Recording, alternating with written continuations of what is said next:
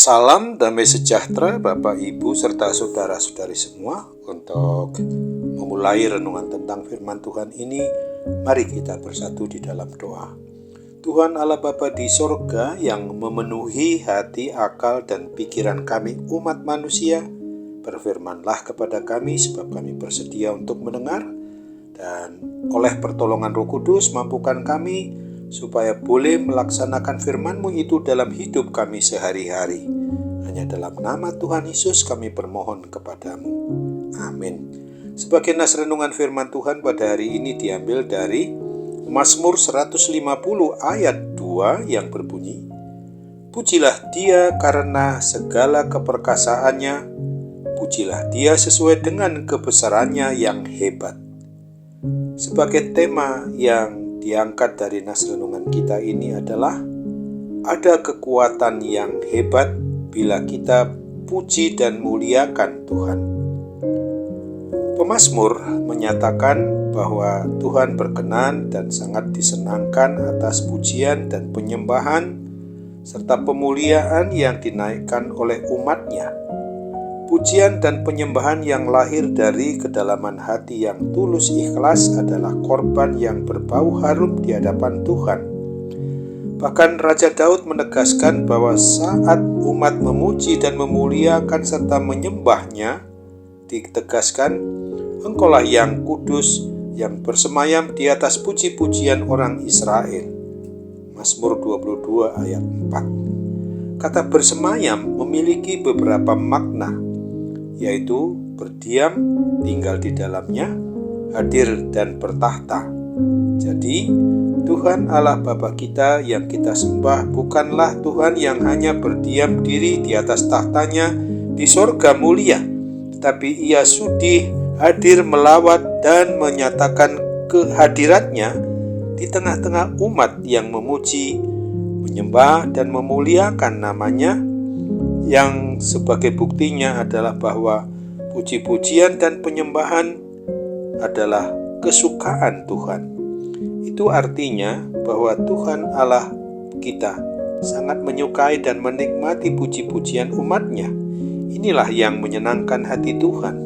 Oleh sebab itu, ketika kita membaca Mazmur 150 ayat 6 ditegaskan, biarlah segala yang bernafas memuji Tuhan. Haleluya. Saat Tuhan bersemayam dan bertahta, saat itulah Ia bekerja dan melepaskan kuasanya untuk orang-orang yang memuji dan menyembah Dia. Kemenangan, kesembuhan, pemulihan, dan bahkan kekuatan untuk menghancurkan musuh-musuhnya. Musuh-musuh itu adalah kuasa iblis, kuasa setan-setan, pemerintah-pemerintah yang memberontak kepada Allah pencipta dan pemelihara umat manusia, juga penguasa-penguasa, penghulu-penghulu dunia yang gelap, dan roh-roh jahat di udara. Puji-pujian itu seperti pedang tajam bermata dua untuk melakukan pembalasan terhadap bangsa-bangsa, penyiksaan-penyiksaan terhadap suku-suku bangsa, untuk membelenggu raja-raja mereka dengan rantai, dan orang-orang mereka yang mulia dengan tali besi. Mazmur 149 ayat 7 dan 8. Yang dimaksud penyiksa-penyiksa adalah kuasa iblis, kuasa setan-setan itu. Betapa dahsyatnya, betapa hebatnya kekuatan dan kemahakuasaan dari suatu puji-pujian yang sanggup melumpuhkan dan menghancurkan pekerjaan iblis setan-setan itu. Oleh sebab itu, jangan pernah kita berhenti untuk menyembah, memuji dan memuliakan Tuhan. Terlebih-lebih pada saat di dalam kita menghadapi pergumulan, persoalan, permasalahan hidup, maka marilah angkat hati kita dalam penyembahan, dalam pujian, dalam kemuliaan yang kita arahkan sepenuhnya kepada Allah Sang Pencipta, Allah yang memelihara dan sebagai Sang Pemilik atas hidup dan mati kita umatnya ini. Oleh sebab itu mari ingat, sebagaimana juga diungkapkan di dalam Mazmur 34 ayat yang kedua ini, Aku hendak memuji Tuhan pada segala waktu, puji-pujian kepadanya tetap di dalam mulutku. Amin. Mari kita kembali bersatu dalam doa.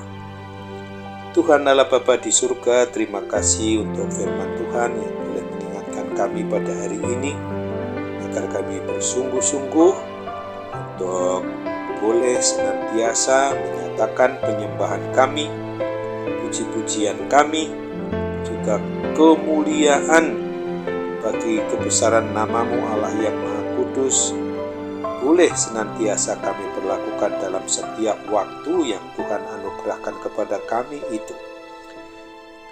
Hal yang sedemikian rupa ini memang harus terjadi di dalam kehidupan kami sebagai keluarga maupun sebagai pribadi, di dalam setiap aspek dari tugas tanggung jawab kami, di dalam pekerjaan maupun aktivitas kehidupan kami sehari-hari, supaya senantiasa mengarah bahwa apa yang kami perbuat, apa yang kami kerjakan adalah demi untuk menyatakan penyembahan kami, pujian kami, pemulihan kami bagi nama-Mu Allah yang Maha Kuasa, yang berhak atas puji-pujian, penyembahan, dan kemuliaan yang memang harus berasal dari umat-Mu yang tahu bersyukur, tahu berterima kasih ini.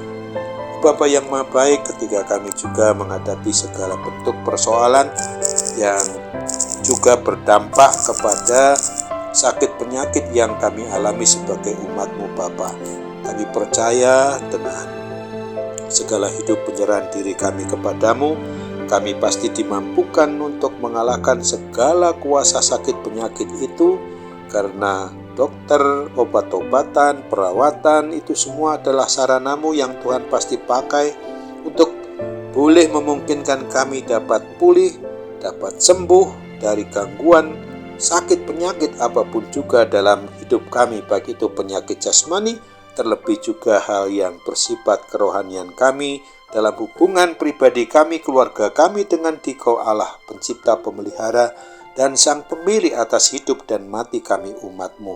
Kami percaya Tuhan mau dengar suara permohonan kami yang kurang sempurna ini.